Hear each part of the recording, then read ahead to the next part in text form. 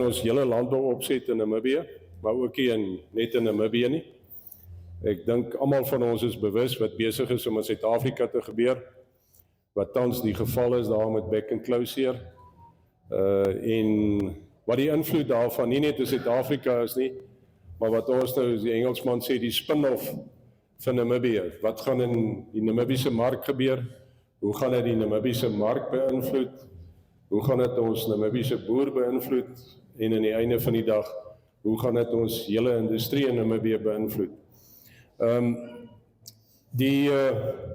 Miskien so klein bietjie agtergrond, wie is ons, waar kom ons vandaan, in watter hoedanigheid is ons vandag hier? In kort, ek het vandag so 3 hoedjies op, ons sal hom so wissel soos dit nodig is. In die eerste plek is ons ook vleisprodusente in Namibië. Ons is daar naby Dordebus, ons boerderyaktiwiteite. Ons het so bykans 2000 Wagyus waarmee ons tans in Namibië aktief is. So ons is voltydse produsente. Ons het ook betrokke in die voerkraalindustrie. Ons het 'n voerkraal in Namibië wat kommersiële bees sowel as Wagyu bedryf.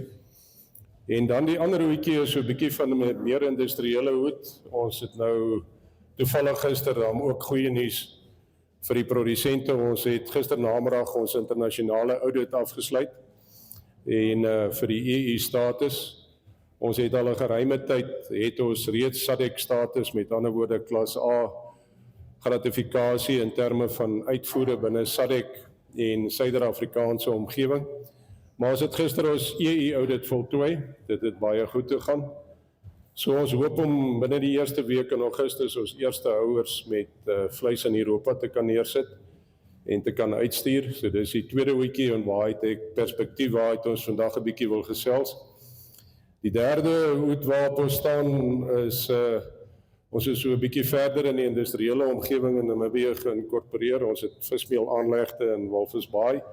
En dan het ons so onlangs as verlede week ons veevoer aanleg weer gekommersialiseer in Namibië. Ons het 'n volle reeks veelekke of in die supplementêre kant. Hier voor julle sal julle sien staan die eerste fosfaatreeks wat ons later in die dag miskien vinnig daar woorde oor sal sê. Ons is deel van 'n groter groep van maatskappye wat ons hoofkantoor is op Stellenbosch, wat ons grootendeels ook in die roumateriaalindustrie onsself begewe. So is dit 'n redelike wye spektrum, so die hoedjies sal maar wissel deur die gesprek. En vandag se gesprek, eintlik wil ons graag kyk of ons die vleisbedryf so 'n bietjie in perspektief kan stel. Soos ek gesê het, wat is in Suid-Afrika aan die gebeur? Wat gaan in Suid-Afrika aan? Hoe beïnvloed dit Namibië? Hoe lyk Namibië se situasie en waartoe is Namibië op pad? En waartoe behoort ons op pad te wees? Maar voor ons die dag begin of oor die feitelike aspekte praat, wil ek graag hê ons moet asseblief die volgende aspekte net in gedagte hou, soos ons gesprek vorder. Aangesien hierdie tipe van gesprek die geneigtheid om soos die gesprek vorder 'n bietjie fokus te verloor. Ek dink binne ons hele industrie moet ons altyd onthou, ons biggest social responsibility of any business, en ek praat spesifiek van ons prestasiegedrewe omgewings waarin ons vleis en ons boerdery is to make profit. En ons weet almal dat boerdery op hierdie stadium onder geweldige druk is. Eintlik die hele landbouindustrie, as 'n spreekwoord wat sê die boer bly op sy knieë sodat landbou op sy voete kan bly. Dit is eintlik so. Die vleisindustrie is 'n prestasiegedrewe omgewing. Is iets wat ons nie die hoogheid moet verloor nie. Die hele vleisindustrie is prestasiegedrewe, alhoewel ook stelsel en sisteem afhanklik. En soos die gesprek vorder sal julle agterkom hoe geweldig stelsel en sisteem afhanklik ons tans is en wat die impak daarvan op ons prestasiegedrewe omgewing is. Die vleisbedryf in Namibië nou in totaliteit internasionale blootstelling het en derhalwe onderworpe is aan die dinamiek daarvan. En ek verwys spesifiek na Namibië as 'n mark, omdat ons meer as 80% van ons vleis uitvoer, is ons deel van die internasionale mark en ons moet begin besef dat ons op grond van die internasionale mark gaan moet begin presteer. Volgende puntjie net, opinies en menings word die meeste van die tyd gevorm deur persepsies en nie deur feite nie. Ek dink dit raak in ons vleisindustrie in Namibië werklik tyd dat ons begin deel met feite en die werklikhede. En ek praat spesifiek op hierdie stadium rondom die back-and-closure situasie in Suid-Afrika. Daar is baie opinies en daar is baie persepsies oor die vleisbedryf wat daar aangaan. Ons sal so 'n klein bietjie in die proses af vir julle mooi verduidelik wat tans die situasie daar is. Baie opinies, baie persepsies, maar ons gaan so 'n bietjie kyk na die feite. Die bestuur en beheer binne ons landbouomgewing is net so goed as wat jy toegelaat word om dit toe te pas. Die omgewing het kompleks en gekompliseerd geraak. Ek dink as ons maar weer net die koerante dophou en luister wat binne die Meatco omgewing gebeur, wat binne Savanna aan die gang is, wat binne ons eie omgewing aan die gang is, die RMP omgewing. Dan die laaste punt, maar 'n belangrike punt, kapitaal te herkoms is nie verniet nie, dit moet gediens word en is onderworpe aan vereiste finansiële kriteria. Iemand moet die rekening betaal. En in die vleisbedryf baie spesifiek en ons produsent is eintlik totaal onder die indruk wat grootendeels ook so is dat ons altyd die tab moet optel soos die Engelsman sê. So op hierdie stadium binne die hele Suid-Afrikaanse konteks dink ek kan ons eintlik dit baie mooi opsom deur te sê die vleisbedryf bevind hom tans in 'n perfekte storm. Wat beteken dit aan die einde van die dag? Ons kyk na die back-and-closure in Suid-Afrika, die impak hiervan is tans nog redelik onseker, doch is dit reeds aanvoelbaar. Back-and-closure is bevestig nou in al drie die voerkrale van Karan. Dit is by 'n Noord-Kaapse slagpale reeds opgestel, dit is by enkele produsente reeds bevestig. So ons sit met 'n redelike groot dilemma in Suid-Afrika in so 'n mate dat die hele Suid-Afrikaanse stelsel, soos ons vanoggend staan, basies onder kwarantyne is, dat beweging van diere verbied is, dat ons waarvan ek praat van 'n stelsel en 'n stelsel afhanklike omgewing is, dat die beweging van grootvee in Suid-Afrika of van vee basies gestop is. En ons dilemma waarmee ons sit is dat veeartseny in Suid-Afrika of die staat nie by magte is om die volle stelsel te kan hanteer en te bestuur nie. Personeel is hoegenaamd nie toereikend op hierdie stadium in terme van getalle, van beweging en van aktiwiteit nie. So die Suid-Afrikaanse stelsel gaan hom in die volgende 2 maande onder geweldige druk, baie gedruk ervaar om diere nie net te beweeg nie. Die impak van die back-and-closure en die uithaal van die hoeveelheid diere wat uit die stelsel uit weggevat word, nou uit die voerkrale uit, is geweldig omvangryk. 80% van die vleis in Suid-Afrika kom uit die voerkrale uit. Ongeveer 2 miljoen karkasse 'n jaar word uit die Suid-Afrikaanse voerkrale vir die verbruiker in Suid-Afrika en ook nou vir die uitvoermark geslag. So as jy 80% van die mark uithaal, ons neem net Karan as 'n voorbeeld, Karan hanteer tans 35% van die Suid-Afrikaanse vleisverbruiker se vleis deur sy voerkrale. So al 35% uit die handelsomgewing uit, dan kan jy sien wat die impak daarvan is. Tans het ons sien ons in Suid-Afrika 6 weke terug was die vleisprys in Suid-Afrika, die produsenteprys 10 tot 15% agter die Namibiese prys.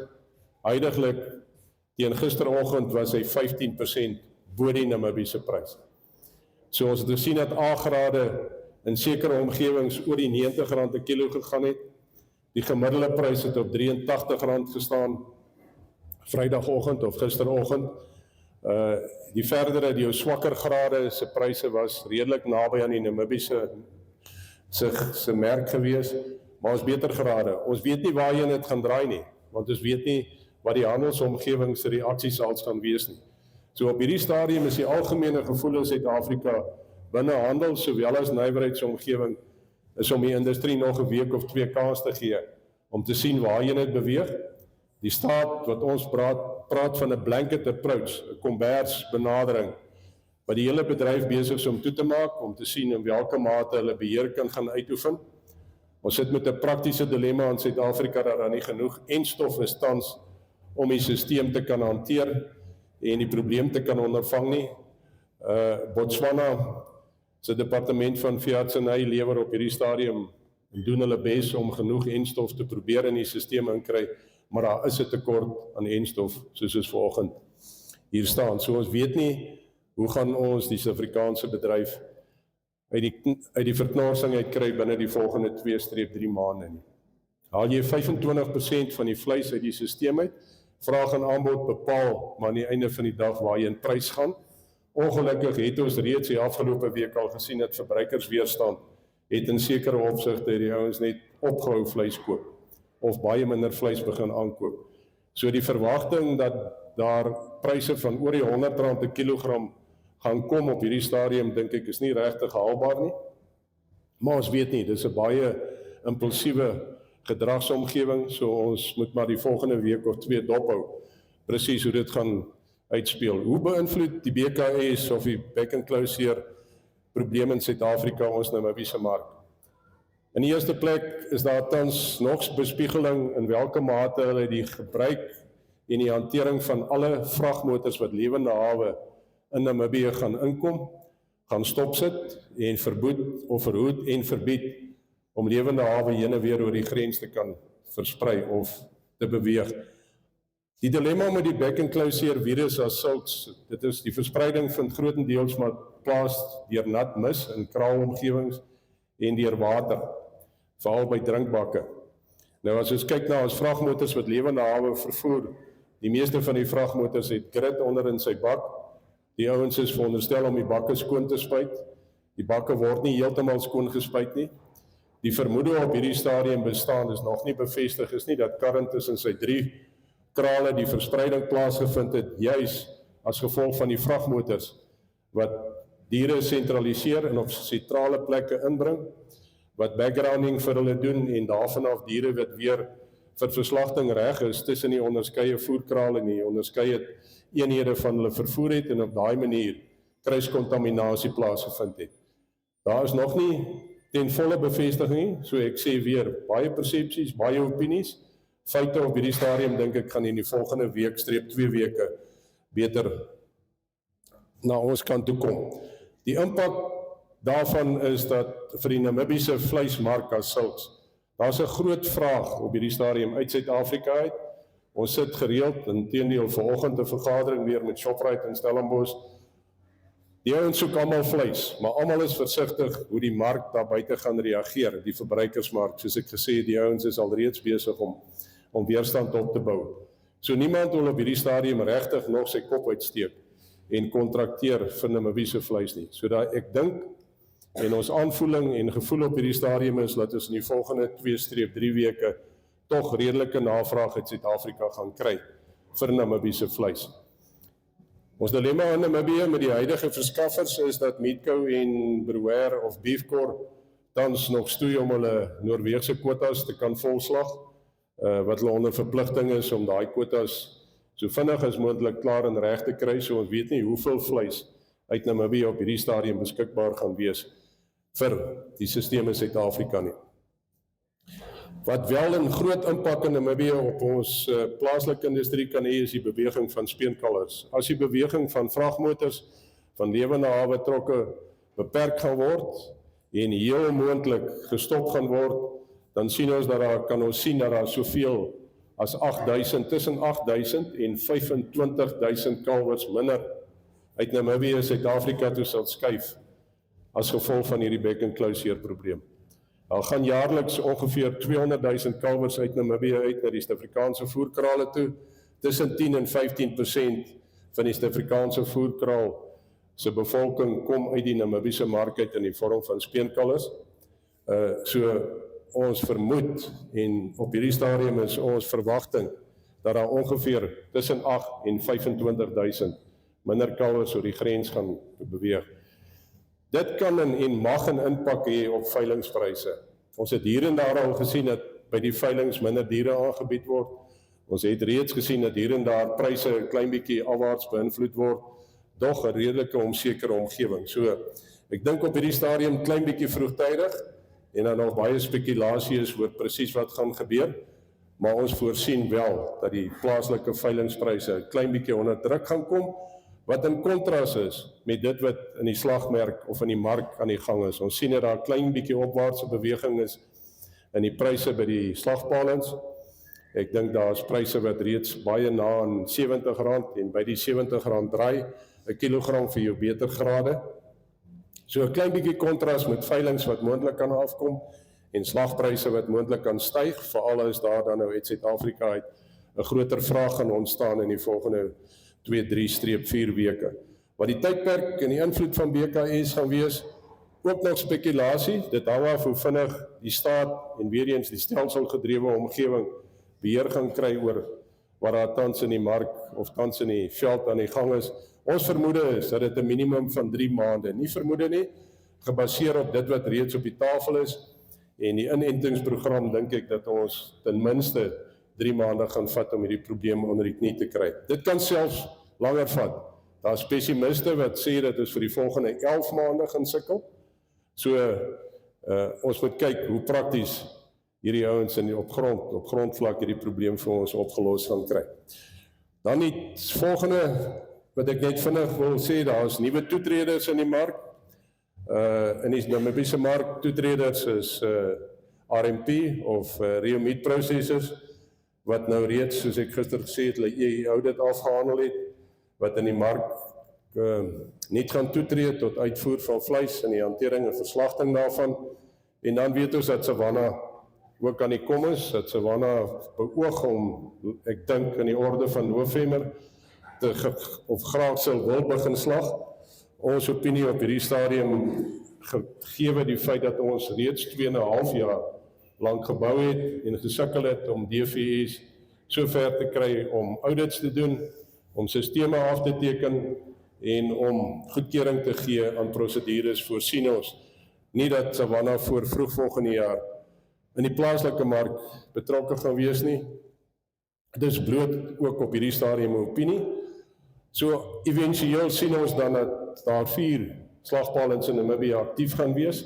Ons praat van Meatco, wat ons glo 'n plek in die mark het, veral as jy diere het wat nie aan die internasionale standaard voldoen nie, wat vir die plaaslike verslagting en markte wel het.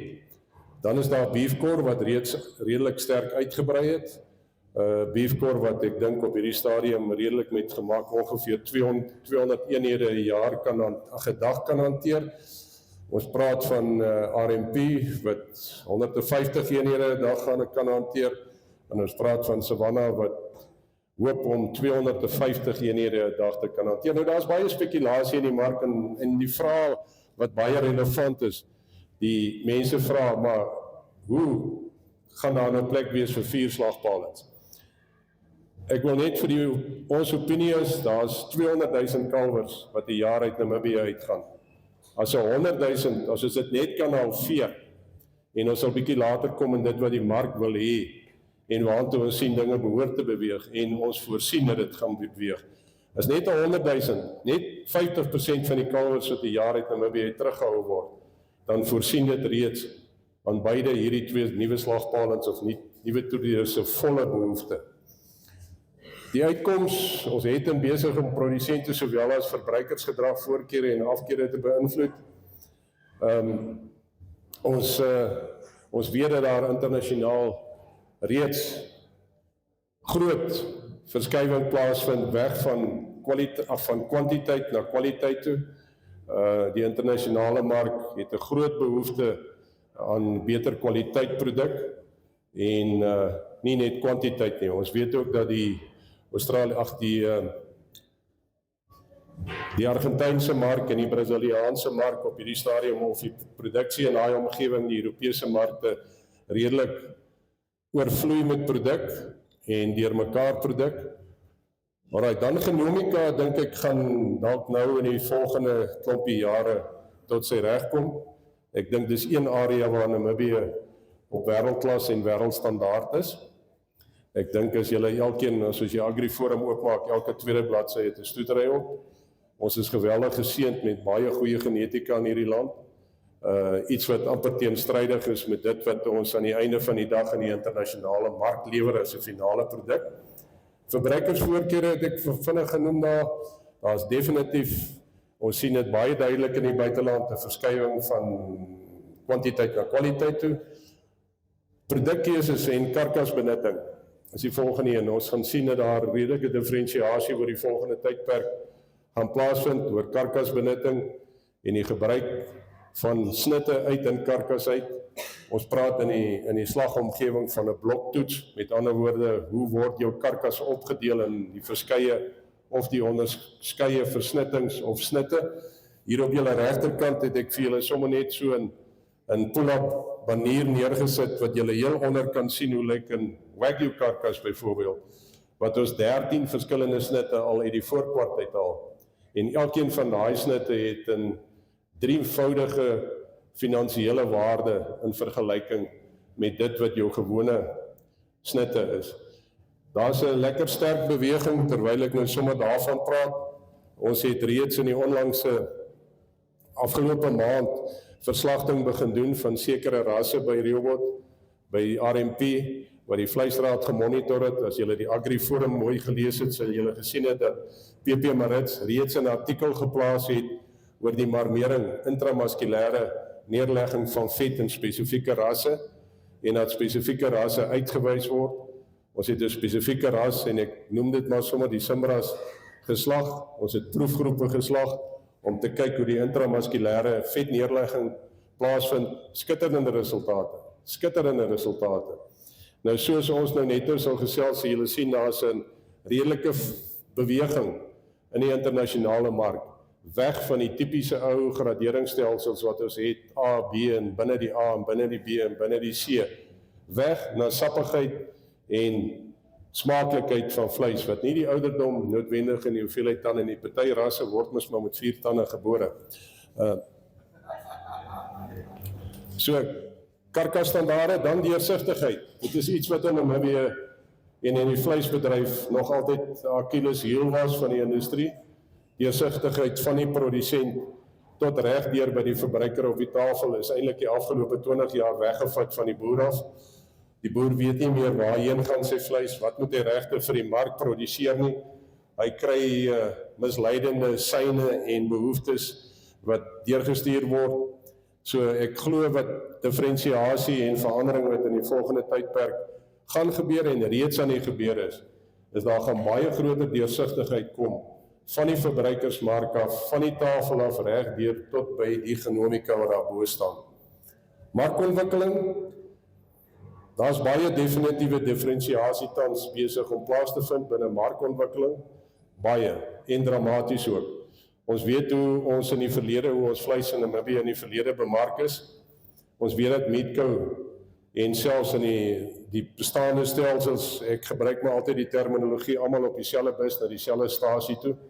Ons het probeer kompeteer met en kompeteer nog steeds met markte soos Argentinië en Brasilië. As julle op die internasionale mark gaan luister, ons is nog steeds so klein bietjie onder die indruk en dan weer dat ons vleis verskriklik gesog is en verskriklik in aanvraag is. Ek wil vir u sê, dis besig om 'n mite te raak. Ons is nie meer in die buiteland 20 jaar terug sou vas ten opsigte van kwaliteit in die mark nie. Die grootste besware wat tans uit die buitelandse mark teenoor Namibiese vleis kom, is dat elke kartonvleis wat oopgemaak word, lyk soos 'n Smartie box. In terme van kwaliteit, dat daar bepaalde voorkeure is en bepaalde voordele is en bepaalde sterkpunte in Namibië vir ons vleis is in die eerste plek nog ons naspeurbaarheid.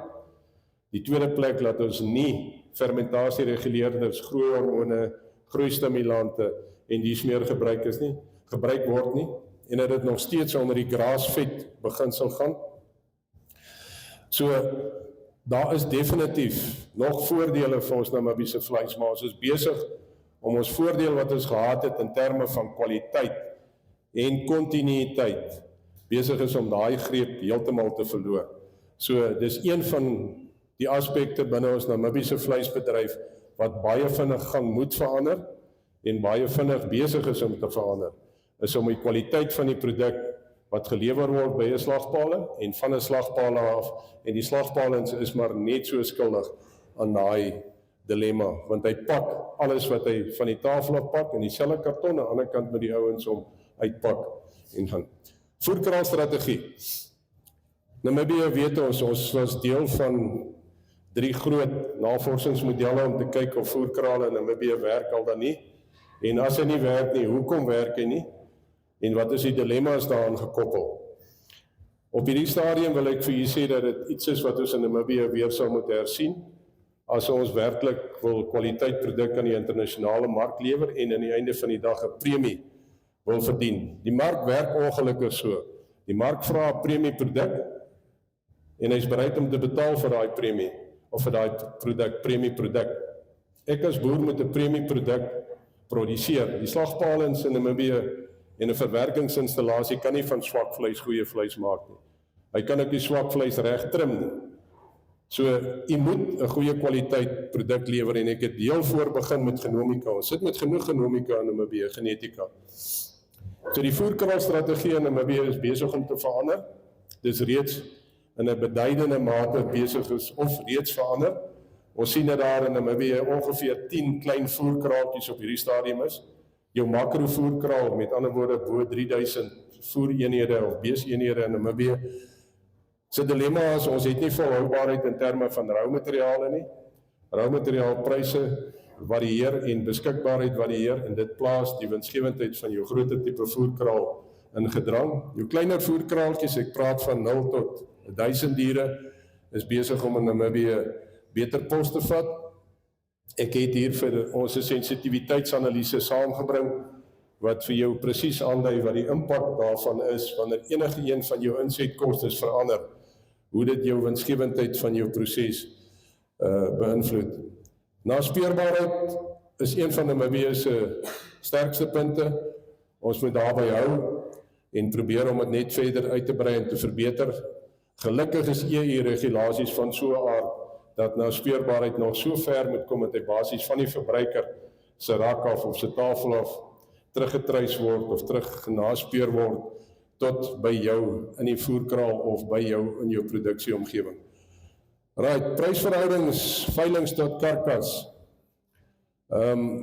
Ek sal net nou daarby kom, ons sal soos ons afbeweeg, herinner my net as ons daarby kom, verbruikerspryse. Verbruikerspryse is ongelukkig onderworpe aan dit wat met hoender en vark en alles wat substitute van rooi vleis aan betref. Verbruikerspryse in die buiteland waar eintlik ons markte lê, en dit is ongelukkige gegewe. As Namibië en u as produsent beter verdienste wil hê en 'n premie op die produk wil hê, dan moet ons in daai beter verbruikersmarkte in Suid-Afrika, in Europa uitkom. Ek wil interessantheidshalwe net vir julle noem, ons het in die onlangse verlede die afgelope 3 maande buitelandse audits gehad van buitelandse groepe wat spesifiek hulle vleis wil aankoop binne die restaurantomgewing. Met ander woorde, ons is net nou kyk, hoe lyk hierdie kosteketting en hoe lyk oordragpryse van die produsent tot hy by die vrou op die tafel beland, wat baie interessant is. Hoe lyk daai verhoudings? Hoeveel van daai totale verbruikersprys aan die einde van die dag land in u as produsent se sak op? En daar is van daai groepe wat by ons kom audits doen het, ons dink ons is groot rolspelers in die mark. Een restaurantgroep in Europa het 55 restaurante. Hulle verbruik van vleis in 'n jaar is 11.000 ton. Dis een restaurantgroep.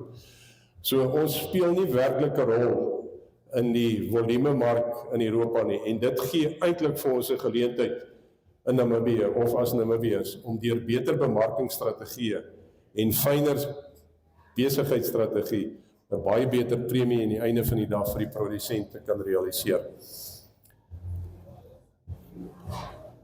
Alright. Meatco se rol versus die nuwe toetreders se rolle.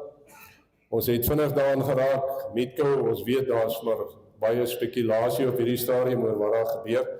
Ons glo ook dat Meatco, en dit is binne die hele industrie, glo ons dat Meatco 'n bepaalde strategiese rol speel of 'n sleutelrol speel veral as 'n SOE of 'n SEO, ja, state-owned SOE. Nuwe toetreding, ons voorsien nie dat daar wesentlik nuwe toetreding sal kom as die 4 eenhede nou in Namibië in volle produksie en aan die gang is nie. Die staat se rol is 'n moeilike rol. Dit is moeilik om vir hier vandag 'n positiewe indruk te skep oor die staat se rol binne vleisproduksie in Namibië. Ons weet dat navorsing in Namibië heeltemal daarmee heen is. Daar word geen navorsing, ek dink daar is meer 1 navorsingsplaas buiten Nooidam wat so stadig maar seker besig is om te ontdooi plaasvind nie. Ons sal klein bietjie later daaroor gesels. Ons het eerstehandse ervaring gehad nou vir die afgelope 2,5 jaar, hoe moeilik dit kan wees om met die staat en die SOE te kan kompeteer om in internasionale markte in te kom as kompetisie vir Metco. Voerkrale in Namibië, die het ons vinnig aangeraak en vinnig oor gesels. Die beste oorlewingskans vir 'n voerkraal in Namibië is jy deels en tot sover as moontlik beheer oor die grondstowwe kan uitoefen in Namibië.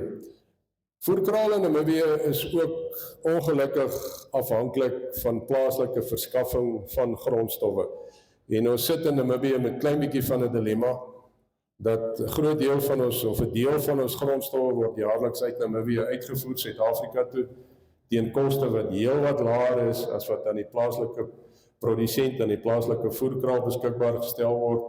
En dit maak dat die Namibiese boer in 'n baie slegter posisie is om sy eie diere te kan afrond. Ons hoop om dit aan te spreek in die volgende jaar en dat daar ook daarom 'n bietjie diferensiasie en verandering sal kom. Internasionale kompeterende vermoë van Namibiese vleis in terme van kwaliteit bly maar ons voorkeur situasie. So as ons kwaliteit kan opskerp, meer eenvormigheid en kontinuïteit kan kry, ook wat nie net voorsiening aan betref nie, maar soos ek sê deurlopende kwaliteit, dink ek is daar vir Namibië definitief 'n rol. Die Suid-Afrikaanse mark het ons vinnig aangeraak die afgelope tyd. Het ons gesien dat daar soveel as 30% verandering geplaasgevind het, oor 'n gemiddeld 20%, 25%. Die volhoubaarheid weet ons nie wat gaan gebeur nie, as karren en die voerkrale wat nou onder druk is, oor die volgende 3 maande hulle probleem kan uitsorteer, moet ons aanvaar dat daar ongeveer 160.000 bees in die mark beskikbaar gaan kom, en dat dit definitief die verbruikersprys dramaties sal beïnvloed. 160.000 bees waarvan 'n gedeelte uitgevoer word of uitgevoer is. Die uitvoermark is taboe, China het sy deure toegetrek. Ons verwag dat die res van die internasionale mark binne die volgende week ook hulle deure gaan toemaak vir bees uit Namibië uit of vleis uit Suid-Afrika uit dan liewer. Veilingspryse, die het ons vinnig gaan gesels oor. Die Namibiese speenkalf bly gesog in Suid-Afrika. Ons praat van spot business, spot besigheid, dit is geleentheidsbesigheid, dit bly vir die Suid-Afrikaanse voerkraal nog steeds 'n gesonde strategie om tussen 10 en 15% van sy kalwes uit Namibië te koop. Ons hoop dat daai posisie kan verander. Soos ek gesê, 10 tot 15%, Suid-Afrika se verslagting 3.3, voerkrale 2.2, getal voerkrale 70 tans, die abattoirs 485, slagpalings in Suid-Afrika, jy kan maar aanskryf. Sensitiwiteitsanalise, dit is iets wat ek net nou by vinnig sal uitkom. Ons gaan moet probeer om 'n swaarder kalf in Namibië te produseer. Nie net 'n swaarder kalf nie, ons gaan 'n langer voerperiode met werking kry in die land, sodat ons by 'n 500 kg karkas, 500 kg lewende massa kan uitkom wat vir ons 'n 250 plus kilogram karkas gee. Hoekom sê ek vir u so? Ek sit die hoed op van 'n slagpale as ek nou met u praat.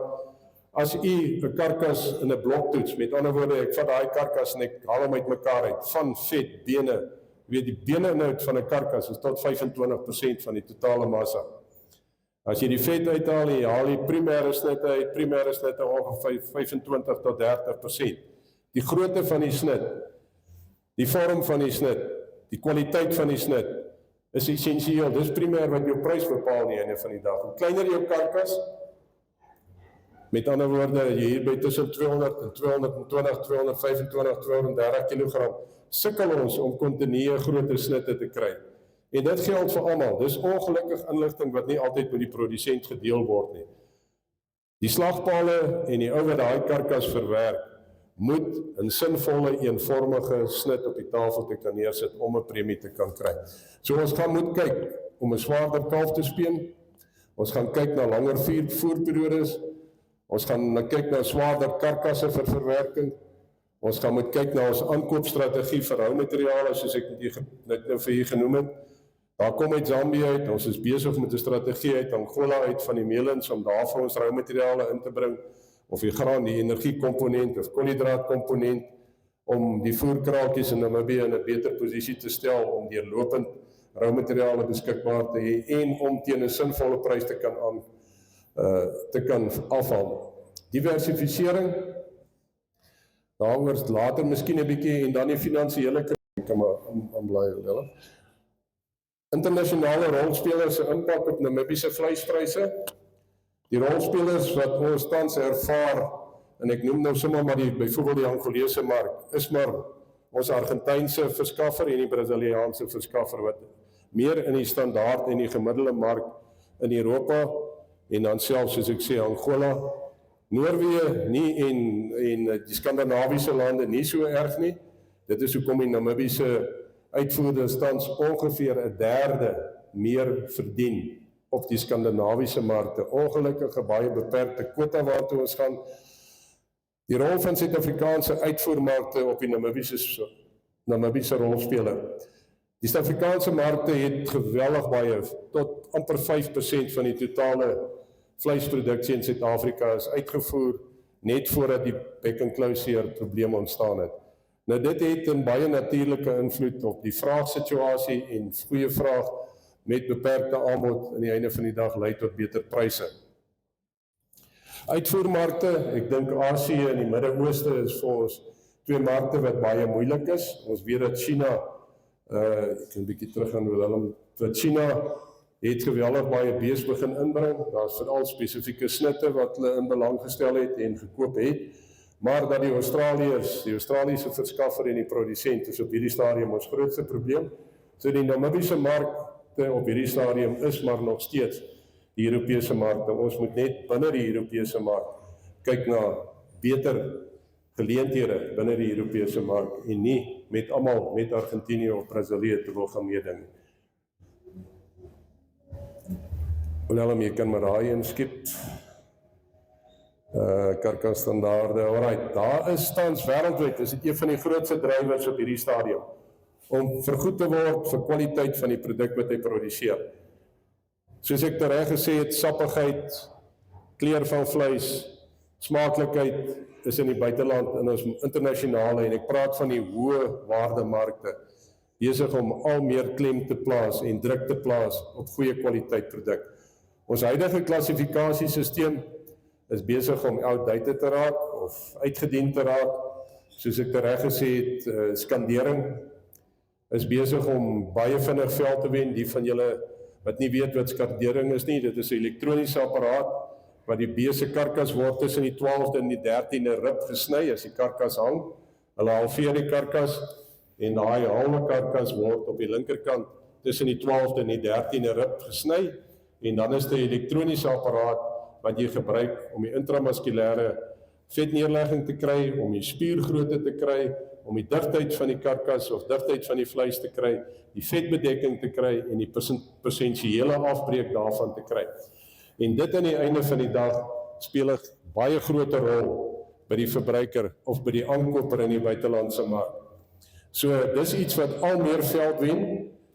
In Namibië en Suid-Afrika weet ons sommer die Wagyu omgewing, daar word geen gradering andersins plaasgevind as elektroniese gradering. Dit is 'n baie objektiewe graderingsstelsel. Dit word wêreldwyd en aanvaar reg deur die wêreld. Gebruik ons dieselfde kwalifisering in die standaard. Soos jy in Duitsland 'n MAVO-score of 'n graderingsstelling van 6 bestel, of jy hom in Spanje bestel, of jy hom in Engeland bestel of Suid-Afrika bestel. Die vleis lyk presies dieselfde, die inhoud daarvan presies dieselfde. So die huidige klassifikasiesisteem rondom gewig, die karkasvettelling en die ouderdom van die dier is iets wat besig is om internasionaal baie vinnig spoed te verloor en baie meer weg te beweeg na ander graderingsstelsels te jy kom af. Op hierdie stadium is ons grootste probleem, daar is geen intensief of insentief aan die primêre produsent vir kwaliteit wat verseker dat die verbruiker waarde kry vir sy geld of aan 'n eetervaring van gehalte blootgestel word nie. Smaak, sappigheid en sagtheid is internasionaal aan die orde van die dag. Ons is baie ver agter wat dit dan betref. Ons sien, soos ek reeds gesê het, dat die Vrystaat begin aandag gee daaraan, dat die Wagyu-omgewing in Namibië en Suid-Afrika reeds daar is, dat van die ander rasse vinnig besig is om na daai rigting te kyk en soontoe te gaan. Tot 'n mindere mate, maar ook in die toenemers is fermheid, digtheid, die kleur van die vleis, die marmering en die tekstuur wat nou aansluit by die boonste elemente wat hulle mee kan.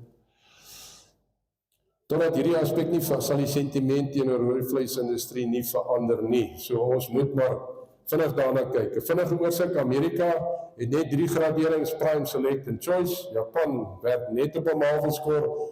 Australië werk al grotendeels op 'n Aussie Meat graderingsstelsel, ook gebaseer op marmering. Wêreldwyd is dan die tendens verskuiwing by verbruiker van kwantiteit na kwaliteit. Namibië in perspektief, jy kan hom aanskuif. Hoe lyk ons mark en hoe is hy in mekaar gesit? Enige industrie het net 3 afdelings. Daar is 'n ingedeelte, daar is 'n werk in proses gedeelte en daar is 'n uitkomponent. Die ingedeelte is uit en uit maar die bron. Met ander woorde, iewers moet ek mos nou of ek nou charcoal maak wat in julle omgewing sterk is en of ek nou goud produseer of sement produseer of wat ek al, ek moet 'n bron hê. Dan is daar 'n werk in proses, dis waar die verslagting plaasvind, die verwerking en die ware toevoeging plaasvind. En dan is daar 'n uitgedeelte, en hierdie 3 kompartemente in ons vleisindustrie is totaal en al uit mekaar uitgetrek. Die ingedeelte is primêr die produsent, en die produsent is uitgesluit in Namibië ten opsigte van die res van die proses. Die verslagting, dis waar die slagpalings vandaan kom, en die werklike ware toevoeging in terme van ontbening, versnitting en verpakking.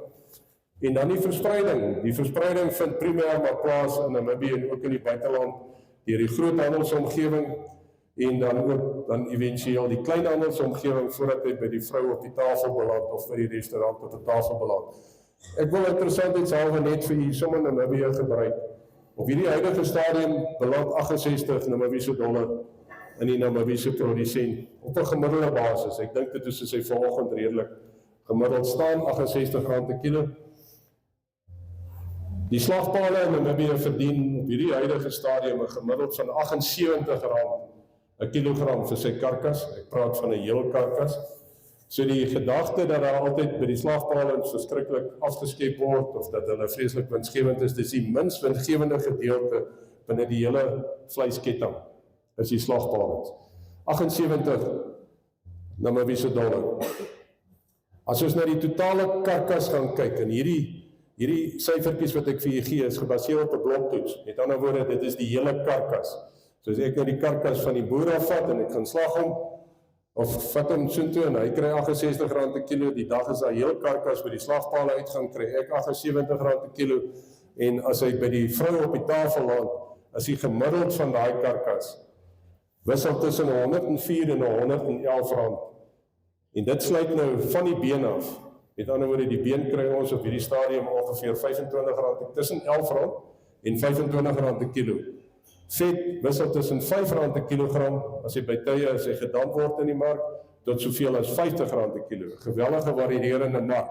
Maar as jy op 'n gemiddelde basis die hele karkas saamvang, en jy kyk waar lê die grootste gedeelte van die geld, waarheen gaan dit, dan sal jy sien aan die uitkant lê daar tussen 25 en 35% van die saamgestelde karkas lê in die handelsomgewing. So ek dink as ons kyk vandag as ons mekaar wil vra wie is die grootste skuldige party binne ons handelsomgewing, dan lê dit aan die regterkant. Die verspreiding en wat probeer ons op hierdie stadium doen deur die hele waardeketting vol te maak. Met ander woorde van die, soos ons praat, van die vleis tot by die vark. Met ander woorde van die genetika tot by die vrou op die tafel beland. is juis om hierdie laaste gedeelte, daai verspreidingsgedeelte en die bemarkingsgedeelte korter te maak, om te probeer, die besigheid, maar almal kom my nou hoor, om hierdie gedeelte wat die 25 tot 35% te vernou, om te kyk of ons dit nie ten minste by jy 20% kan kry. Nou as ek 20%, 15% daar kan afhaal, dan behoort ons aan die einde van die dag vir 'n beter kwaliteit produk vir die boer en vir die produsent 'n premie te kan betaal en 'n meer gewaarborgde omgewing.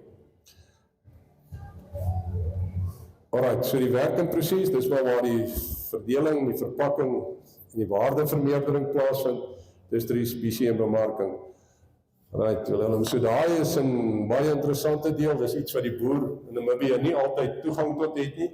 So u kry nog altyd op 'n geweegde karkasbasis huidiglik 65% van die totale waarde van 'n volle karkas.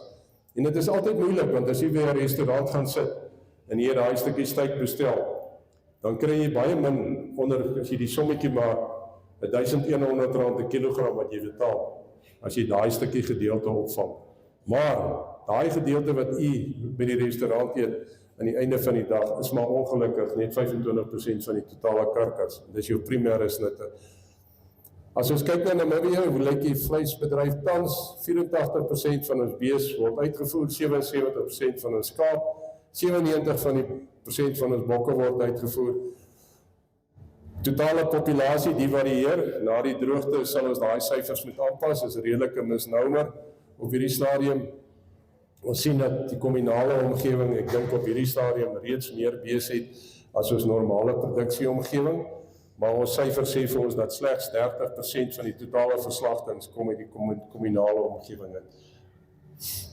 Sterkpunte in Namibië, ons produk word nog steeds gesien as organies, ons naspeurbaarheid, ons kwaliteit sit ek sê by tye.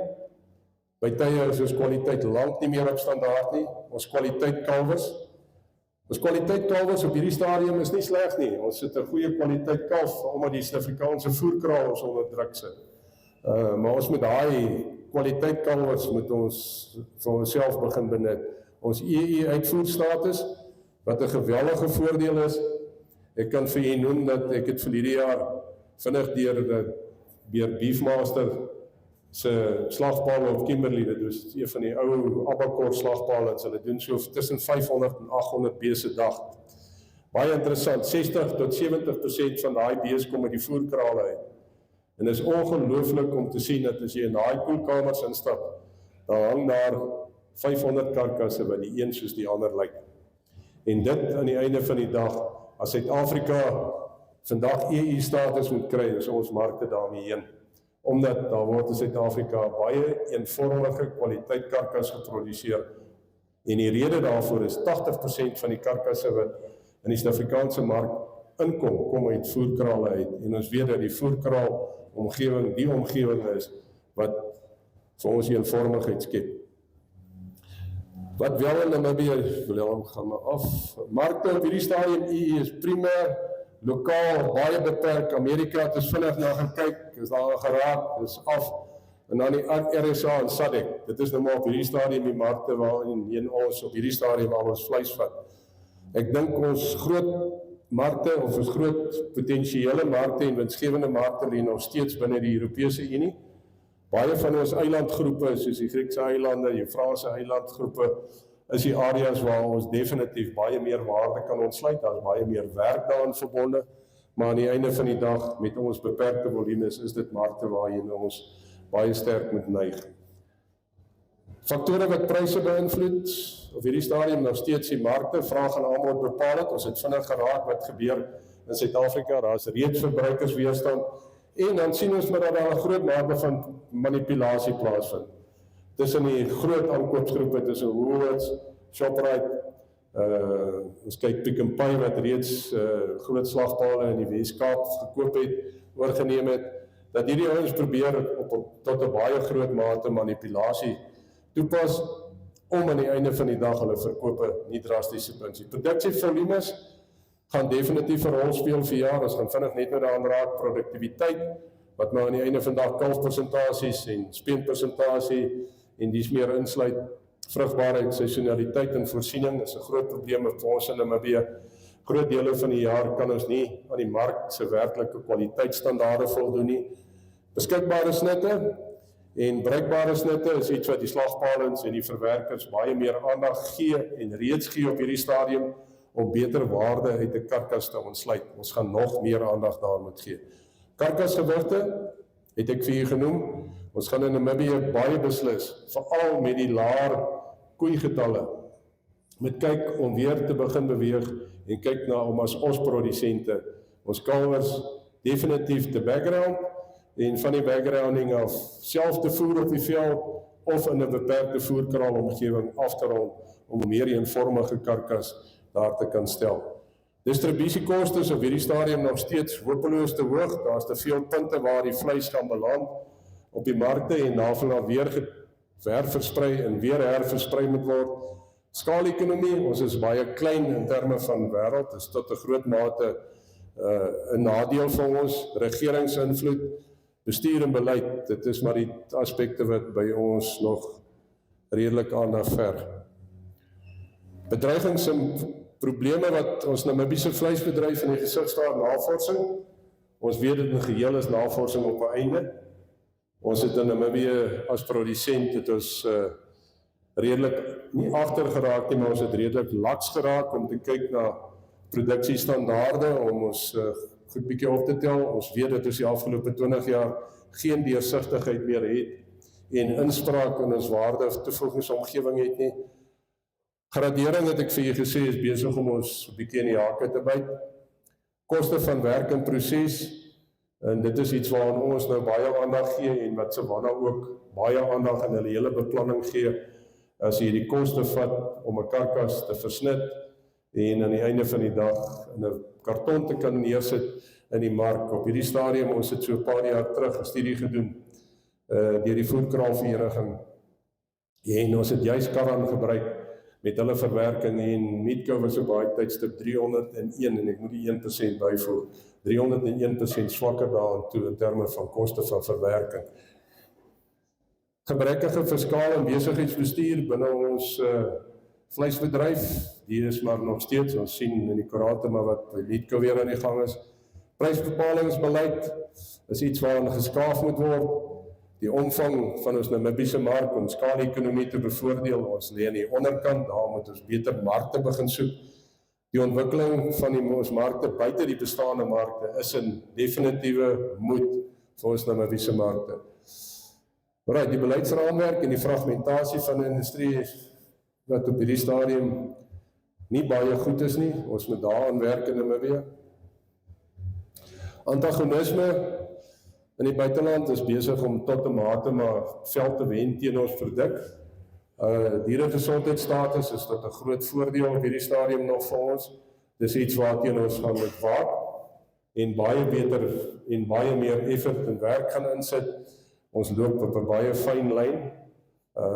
Dat as ons die Morebek en Clouseer in hierdie land ervaar, dan kan ons maar ervaar dat dit 'n redelike probleem vir produktiwiteit in ons hervestigingsomgewing. Ons weet dat dit een van die staat se primêre beleidsaspekte is om hervestiging en herverdeling van grond 'n prioriteit by die staat is, maar ons weet ook dat dit produktiwiteit binne die hervestigingsomgewing en ons sien dit in die kwaliteit van die vleis wat daar uitkom. Op hierdie stadium is Meatco die grootste slagoffer daarvan, maar dit ons gaan knetter, ons sukkel om van daai vleis op goeie en in goeie markte van ontslae te raak. En dit is primêr die produsent se verantwoordelikheid. Oplossing, ons moet meer betrokke raak by ons as produsent, by ons waardeketting. Ons moet meer inspraak hê. Ons het reeds by RMP of Rehoboth by die slagpale by Rehoboth begin om meer spesifieke produsente te betrek. As ons slag ook net sekere grade, ons probeer net in die kwaliteitsmark inbeweeg. Ons begin met die produsent self onderhandel rondom diere, rondom wat ons wil hê, watter tipe kwaliteit ons wil hê. Ek dink dit is nie iets nie, dis deel van die diferensiasie wat in die mark al groter gaan plaasvind.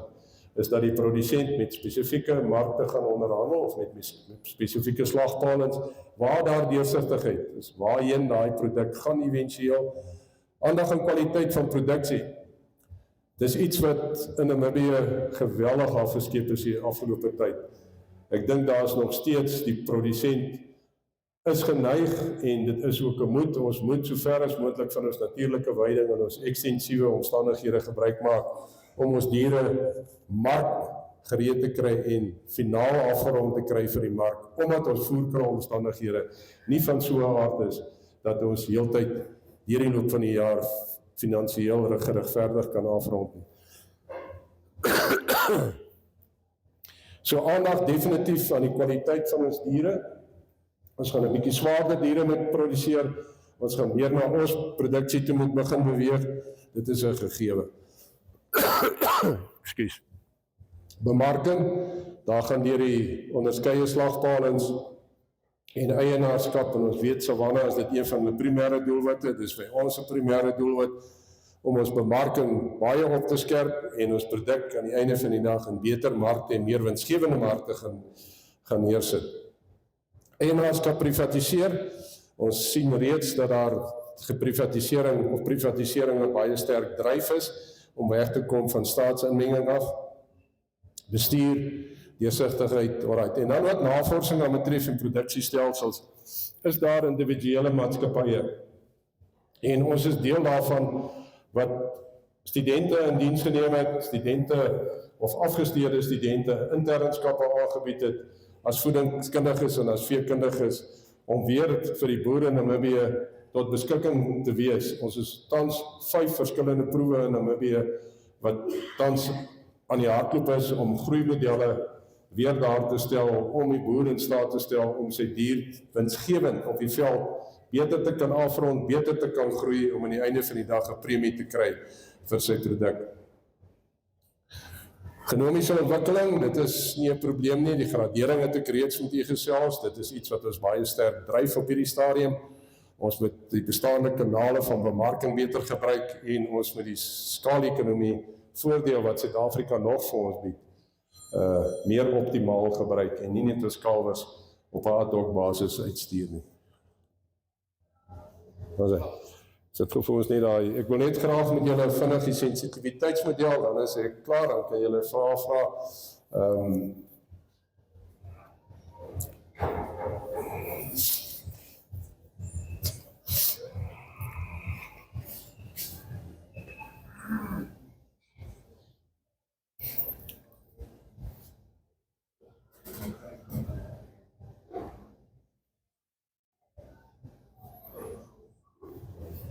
Daai ding se duidelikheid is nou baie sleg. So dit is nou moeilik om vir julle hiervanaf te verduidelik. Ons het 'n sensitiwiteitsmodel. Ons noem dit in Suid-Afrika, praat ons eintlik maar van 'n feedlot calculator. Is om vir u 'n indikasie te gee van sou ek my diere self wil afrond. En jy kyk na die verskillende koste implikasies. En wat die impak daarvan is nou baie jammer, ons kan nie om meer duidelik kry nie. Die ding so 'n bietjie voorstel.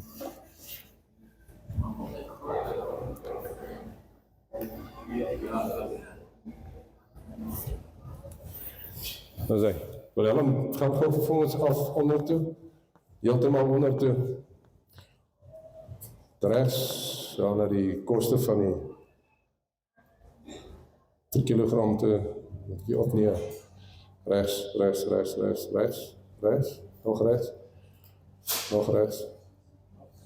Oké, ekskuus op, want is net daar die prys per kilogram kan uitkom. Daar is hy. Die aankomsprys, wil hom hier so.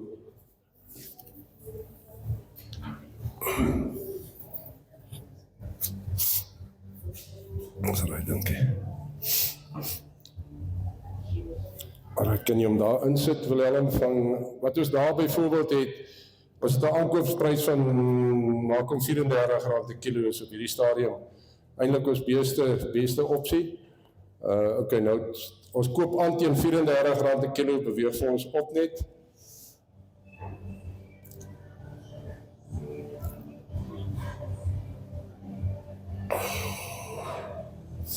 Ons het 'n slagprys van R66 per kilo. Ons het 'n totale groei wat ons uit daai karkas moet uithaal om die gewenste slaggewig te kry, moet ons 195 kg groei. As ons voerkoste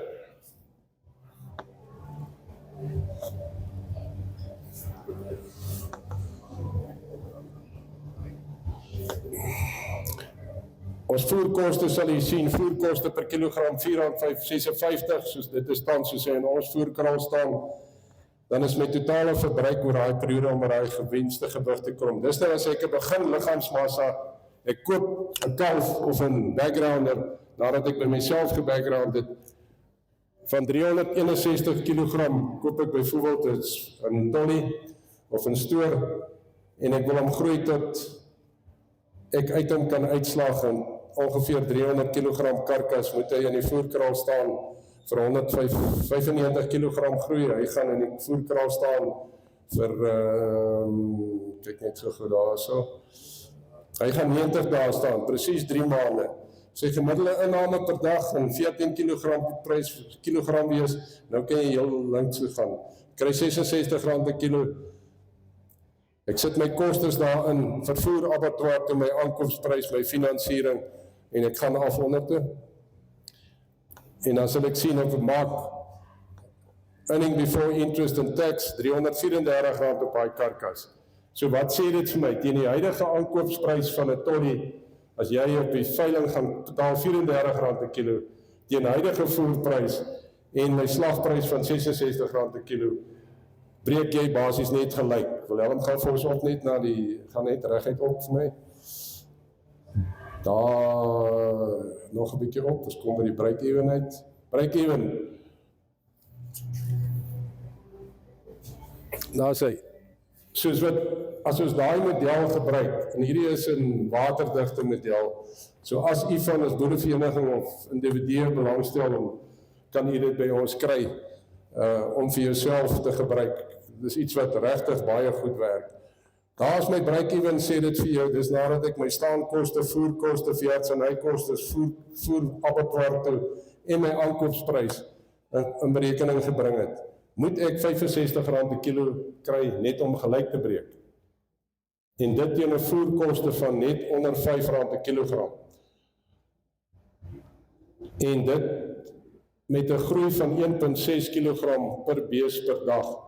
Ons nadeel in Namibië, buiten die probleem van roumateriale en die beskikbaarheid daarvan, is dat ons mag nie fermentasiereguleerders gebruik nie, ons mag nie hormone gebruik nie, ons mag nie groeistimulante gebruik nie, en die netto effek daarvan, en ons het dit so kort as verlede week het ek dit net weer geklank met die voerkraalvereniging, as ons dit uithaal wat ons in Namibië nie mag gebruik nie, is 'n gemiddeld tussen 14 en 16% verlies aan groei in die voerkraal. So ons praat van 'n gemiddeld van 15% swakker groei.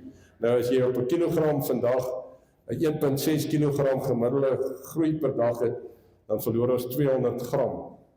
200 gram groei 'n dag is gelykstaan aan net op 'n 50% uitslagpersentasie is 100 gram teen R66 'n kilogram, R6.60 'n dag wat ek verloor. R6.60 'n dag op 90 dae gee vir ons amper R600.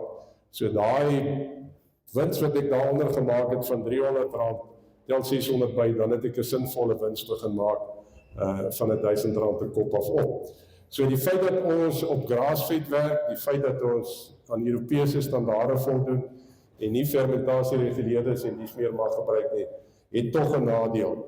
Maar hierdie kostemodel, jy kan nou rondhardloop met hom, jy kan nou jou voerkoste, Wilhelm gaan net gou vir ons reg sit vir ons hier op die voerkoste in. Wat betaal u tans vir afrondingsvoer gemiddeld? R6 'n kilo? R6.000 'n ton? Sit vir ons daar R6, 6.0 in?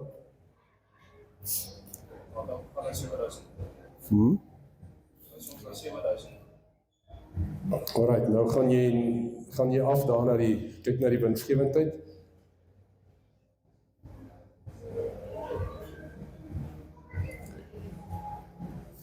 Waartoe hardloop ons nou? As jy by die koöperasie moet gaan voer koop uit 'n sak uit en jy wil afronding doen by jou op die plaas onder huidige omstandighede, ek praat van R66 'n kilo, wat jy slagprys kry, jy kry 1,6 kilogram groei wat 'n heel realistiese en 'n goeie groei is. Ek koop daai tollie by my eie plaas en ek kan sit hom in die voerkraal, maak ek 'n verlies van R1,500. So dit wys vir u hoe krities is dit, dat u eie refoer moet produseer, so ver as moontlik, dat u roumateriale moet inkoop op so direkte moontlikheid as wat u kan, en dit is waarom aan die einde van die dag, ons het begin met R4,56 'n kilogram, dis waar ons voerkraal tans staan, en op daai voerkraal model maak ons dan nog 'n bietjie geld.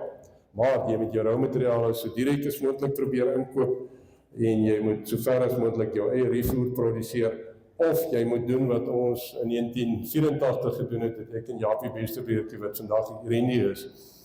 Daai plase, al 6 daai plase, het ons voerkraalmodelle op die veld gedoen, wat met baie groot sukses tot die gronde verkoop is. So baie belangrik, wat moet ons in Namibië doen en wat sien ek as diferensiasie? As 4 slagbanens wat binne die afsienbare tyd al 4 in die mark gaan wees. Daai 4 slagbanens gaan moet meeding op die hoeveelheid bees wat in die land beskikbaar is, so die potensiaal vir u as produsent om weg te beweeg van 'n speenkalf omgewing af na ons boerdery toe, is baie groot. As ons markomgewing wat besig is om te diferensieer beter gaan struktureer, gaan die Namibiese produsent definitief die voordeel van 'n premie kry.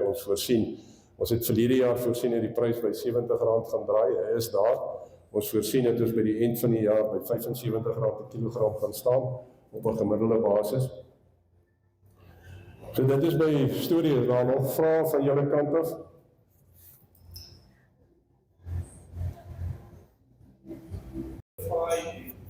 Op ons eksklusiewe boerdery met koeis in die land, 500 kilogram karkas te produseer, die gradering wat gaan verander, wat se beesras, ons het net 'n sekere hoeveelheid beesras in die land gaan aangepas as ons eksklusiewe toestande, wat se beesras sal dan aanbeveel word vir die beste, dat jy ooit gelewer word, wat speel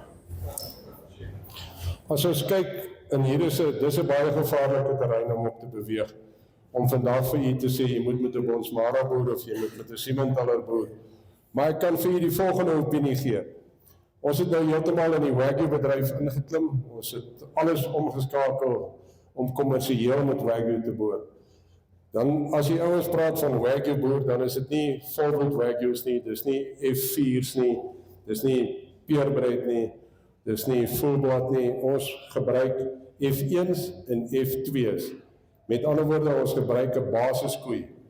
En uit die gebruik van 'n basiskoei, en die tipe basiskoei met Wagyu bulle, het ons oor die afgelope 5 jaar uit bepaalde rasse uit gesien dat sekere rasse wel 'n beter kwaliteit vleis lewer met kruissteling.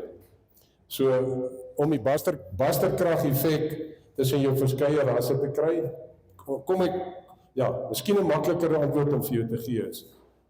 As ons gaan kyk na die samestelling van die Suid-Afrikaanse voerkraalomgewing, die totale getal diere van 'n spesifieke ras en die samestelling daarvan in die Suid-Afrikaanse voerkraalomgewing tussen 2 miljoen diere is meer as 18% is Bonsmara en Bonsmara tipe. En dan begin jy by die res van die karkasse afgaan. Die tweede grootste rasomgewing in die Suid-Afrikaanse voerkraalomgewing is Brahman en Brahman kruisings. Brahman kruistipe. Dit wys vir u en baie duidelik uit daai resultate of die statistiek is dat jou kruisras die basterkrag effek van suiwer rasteling na basterkrag toe en die effek daarvan op groei in die voerkrale definitief positief is.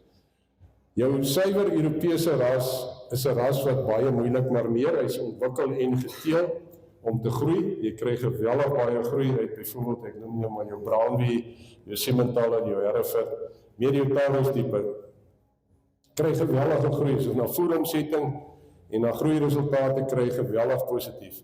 As jy gaan kyk na vleiskwaliteit in terme van marmering en dies meer, is hulle klein bietjie agter as wat jou tipe, jou ons Indicus, Taurus, kruisrasse aanbetref. Ons sien wel dat rasse soos wat ons nou gesien het by Angus en by wat is die ander rooi rasie? Nee, Sussex en Angus, baie makliker maar meer. Ons het gesien dat die kombinasie van Simra, of die Simmentaler Brahman, maar Simra wel geweldig goed gemarmeer het, was die gemiddelige marmeringstelling van 2, tussen 2 en 3 behaal, nadat hulle vir 60 dae in die voerkraal was. Ons sien dat van jou melkras tipes, jou kruising melkrasse baie goed marmeer, maar aan die einde van die dag, om jou vraag te antwoord, is 'n kombinasie van vleiskwaliteit en my groeiprestasie. Ons moet kilogram vleis produseer. Ons moet kyk na 'n minimum van 64-65%, 54-55% uitslagpersentasie by ons karkasse op 'n lewende liggaamsmassa van 500 kg. Moet ons by 55% uitslagpersentasie kom. Dis haalbaar, ons het in die afgelope tyd baie mooi gesien. Aan die Wagyus het ons baie swaarder karkas, ons produseer karkasse van lewendige karkas tussen 700 en 800 kg. Ons kry 'n gemiddelde uitslagpersentasie van 62% daar, maar uit die aard van die saak word ons betaal op marmeringstelling met 'n gemiddeld op hierdie stadium in Namibië van 6.5 marmeringstelling, wat heeltemal voldoende is vir die Europese standaarde. Die grootste enkele verskil tussen jou Wagyu en jou kommersiële ras is, jy verdien op hierdie huidige stadium dubbel aan die einde van die dag vir 'n marmeringstelling van 7+, as wat jy vir 'n kommersiële ras per kilogram verdien in die buitelandse mark. So, maar soos wat kwaliteit klim, ek dink om jou vraag eventueel te antwoord, gaan kyk na die samestelling van jou voerkraal in Suid-Afrika. As sekere rasse, jy kan maar op die veiling so kyk wat die ouens wegbly van, of probeer wegbly van, en dan kyk jy daar is rasse, maar jou meeste van jou kruisrastipes is baie gewild binne jou voerkraal omgewing. Dit is so ongelukkig en ongelukkig die Bonsmara omgewing oorheers tog nog potensieel die voerkraal bestokking op hierdie stadium. Nog iemand? Ek wil vraag oor van al die probleme soos wat jy genoem het, wat ons vleisbedryf eintlik het. Wie gaan oplossings daarvoor? Dit sal nie die abattoir wees, dit kan nie die boer wees nie, hy kan gedeeltelik sy laat bydra, maar wie gaan die bedrywer wees? Beweeg gou vir ons terug na daai vorige een. Aan die einde van die dag, dis 'n baie goeie vraag, baie dankie. Die vraag, die mark bepaal vir jou aan die einde van die dag wat jy moet produseer. Ons het nog so 'n klein bietjie van 'n illusie dat ons begin met 'n rasboer omdat ons van hom hou. En dat ons glo dat hy in ons omgewing beter doen. En dat hy vir my finansiële posisie beter doen. Hy is my meer bekostigbaar en niks meer. Dis 'n verkeerde benadering. Die mark bepaal vir jou wat jy wil of moet produseer. As jy in die gemiddelde mark wil produseer, met ander woorde, ons is gemaklik om met Argentinië en Brazilië en Mexico op dieselfde mark in Europa te kompeteer, dan moet jy as produsent niks meer verwag as wat tans die geval is in die mark wat pryse aanbetref nie. Ek kan nie meer kry nie.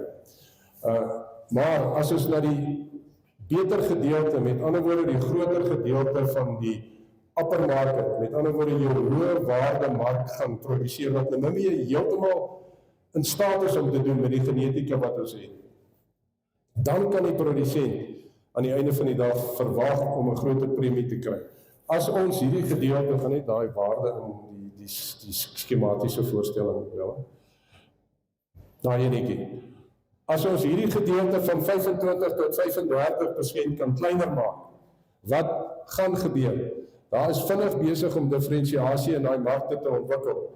Die vinnige pudding op die tafel was ons Skandinawiese kwotas wat ons gekry het. As hy Skandinawiese kwota kan klim en kan verdubbel, dan gaan die produsent uit die aard van die saak volgende jaar baie beter kan verdien op sy geld. Die dilemma is, daai verdienste, en dit is nou maar waar besigheidsstrategie inkom. As jy die gedeelte van die Skandinawiese mark vat, van die totale verslagting van meatcow en die totale verslagting van beefcow op hierdie stadium, persentueel maak dit net 'n gedeelte van daai ou se inkomste uit. Op daai mark verdien hy tot 1/3 meer. So dit stel hom in staat eventueel die later gedeelte van sy totale verslagting te subsidieer. So dit is 'n besigheidsstrategie. So ons oplossing lê in ons moet beter markte ontwikkel wat vir ons beter eenvormige pryse kry en dit word aan die deur van die meatcows en die beefcows en die RMP's gelê as ons as produsent meer wil verdien. Daar is 2 en nou die derde ene in Savannah as aan die kom, daar sal uit die produsent se kant af geweldig baie druk geplaas word. Deur die produsent, omdat hy nou deur die beefcow, wat Brewer self in beheer is, hy wil al meer kry vir sy vleis, hy gaan vir u ook meer moet wil betaal. Die RMP, ek is self 'n produsent, en ek het mede-produsente wat deel is van die stelsel, wat nie eienaarskap daar het nie, maar deel is van die stelsel om vir ons onder kontrak beeste te lewer. Ons het vir Savannah wat kom, wat aan die boer behoort, so daar gaan uit die aard van die saak geweldig baie druk geplaas word op die uitgedeelte, en dis waar jy 'n beter verdienste gaan kry, maar ek moet 'n beter kwaliteit dier produseer. Ek kan dit nie meer onderstreep nie. Ons moet in hierdie land 'n swaarder dier, 'n beter afgeronde dier. Die kwaliteit is reeds daar. Ons moet dit net beter in 'n beter formaat aan die slagpale lewer.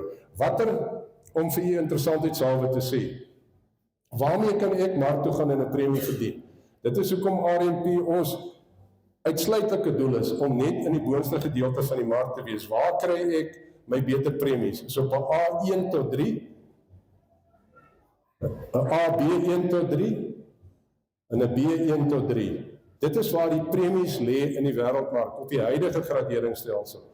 Die A, AB en die B1 tot 3. Karkasgewig 235 tot 300 kg. So as u vir my vra, waar lê die beter markte? Ek sê dit vir u, A1 tot 3, AB1 tot 3, B1 tot 3. Want, en hoekom die 1 tot 3 differentiasie? Daar is gedeeltes in Europa, gedeelte van die mark, wat 'n leaner meat vat, hy wil graag 'n 1 mark hê, hy is bereid om 'n premie te betaal daarvoor. Dan is 'n gedeelte van die Europese mark, hou van 'n klein bietjie vetter vleis, hy gaan tot die 3's. Ons Portugese mark, ons Angolese mark, soek 'n 4 en 'n 5. Ons Skandinawiese mark vir die Wagyu sê vir my 'n 5, dis al wat hy wil hê. 'n 5 en maksimum 'n 6. My Europese mark sê ek soek 'n minimum van 'n 6 skandering tot 'n 8. Tussen 'n 6 en 'n 8. Dis waar hy lê. Maar hy soek 'n swaar karkas. Ons die Angolese mark en die Europese mark verseker van die Wagyu snitte om hom te kan opsny om sy 13 snitte te verdien. Soek 'n minimum van 'n 400 kg karkas, uitgeslagte karkas. Om dit te kan kry moet ek vir my 700 kg lewende liggaamsmassa karkas gee. Maar as ek R130 per kilogram kan verdien aan die einde van die dag uit 'n karkasprys, dan kan ek seker 'n paar rand spandeer aan daai karkas. En dan werk daai model van my die sensitiwiteitsanalise. Ons gaan meer wetenskaplik met boer. Die oplossing. Ons gaan meer na ons voedingsprogramme moet begin kyk. Ons gaan met groei uit ons diere in die najaar begin uithaal. Ons moet ons dier voor 2 jaar op die huidige graderingsstelsel moet ons 'n dier voor maksimum 27 maande. En dan kom die ras met sy vinniger en stadiger tandesny en graderingsverskil ter sake. Maar ons moet in die orde van 24 maande met daai diere sy 500 kg lewende massa hê om mark toe te gaan, om aan ons boerderystelsels te voldoen. Ons moet ons voedingsstelsels gaan opknap. Ons moet begin relearn, die herleerproses. Daar is nie meer voorligtingsbeamptes nie. En ek het ook 'n veevoermaatskappy. Maar ek sê dit vir u vandag, praat hier die voermaatskappye is besig om julle rad voor die oë te draai. Julle betaal in julle malle moer in te veel vir julle produk. Hopeloos te veel. Ons verkoop goed soos Harmony Chop in die Kaap goedkoper as wat die produsent in Namibië voor kan koop. Hoekom? Is daar rede voor? Ons probeer ons plaaslike mark beskerm. So daar is tyd, dit raak tyd dat die produsent begin deursigtigheid kry in wat sy totale waardeketting aan betref. Dit sal julle uit Savannah uitkry, dis jou volle reg, jy's 'n aandeelhouer daar. As jy 'n deelhouer wil deel wees van RMP, om deurlopend deur die jaar vleis te kan lewer en beeste te kan lewer, gaan jy deursigtigheid kry. Jy moet deursigtigheid kry. Dit is baie eenvoudige modelle. Ons het net oor die afgelope 20 jaar mense, ek is self 'n produsent, ons inspraak totaal en al verloor. Ons het lui geraak. Ons koop 'n produk net uit 'n sakkie uit omdat hy klaar gemeng is. Ek glo by voorbaat wat in die advertensie staan. Wanneer laas in hierdie land is daar veldmonsters geneem? Wanneer laas in hierdie land is mismonsters? Wanneer laas in hierdie land is watermonsters geëvalueer? Wanneer laas in die land is daar werklike behoeftebepalings gedoen? Kan enigeen vir my sê? 20, 25 jaar terug? So ons is wel passievol raak oor baie van hierdie aspekte, daar is daar baie om oor passievol te raak. Ons gaan 'n swaarder karkas moet begin lewer, ons gaan 'n eenvormige karkas moet lewer, ons gaan 'n goeie graad karkas moet lewer, en dan kan ons aandring op 'n premie. En dan sal jy 'n premie kry. Ons dilemma's regtig is, as jy klaar gepak het, en dit is gelukkig, ons het dit nou van die begin af so probeer doen, en ons doen dit nog so, om weg te kom van die smarty box beginsel af. Dat jy in 'n koelkamer lê daar voorraad van miljoene en daar lê 30 verskillende grootte snitte, 30 verskillende soorte kombinasies van gradering, en nou moet jy markplek gaan soek. Die oorseese agent het tot op hede, en as jy vir my ander inligting kan gee, of enige een van Meatco of iemand hier is om vir my die teendeel bewys, ek is baie meer as welkom om in 'n redelike oop debat daaroor deel te neem. Die agente van ons vleis in die verlede het hulle inkomste verdien op omset, as geen verdienste gewees op grond van prestasie en goeie kwaliteit vleis nie. So as ek 50 miljoen rand se vleis kan verkoop en ek verdien 2% kommissie daarop, dan sê ek happy, dan ry ek my Porsche môre werk toe. Daar's bitter min werk gedoen aan markontwikkeling die afgelope 30 jaar in ons land. Want ons was nie gedwing om dit te doen nie, ons het dood eenvoudig die proses terugbestuur, van hier af terugbestuur, en ons het vir die produsent gesê, dis wat ek jou kan betaal. Dis die mees nadelige sisteem wat ons, die posisie waarin ons tans is besig om uit te kom, ons is vinnig besig om uit te kom, as 'n speenkalfprodusent, of 'n tollieprodusent, of 'n stoorprodusent, as ek die dag op 'n veiling gaan sit, watter keuse het ek, anders as om my diere terug te ry, anders dan te sê baie dankie, of dit nou 34, of 31, of 29, of 36 rand per kilo is.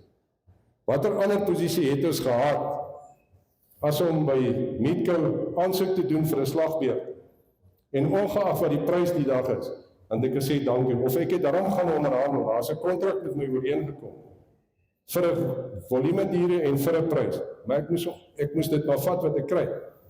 Daai is die situasie, dink ek, gaan oor die nie dink nie, dis besig om te verander, dit gaan oor die volgende 2 jaar dramaties verander.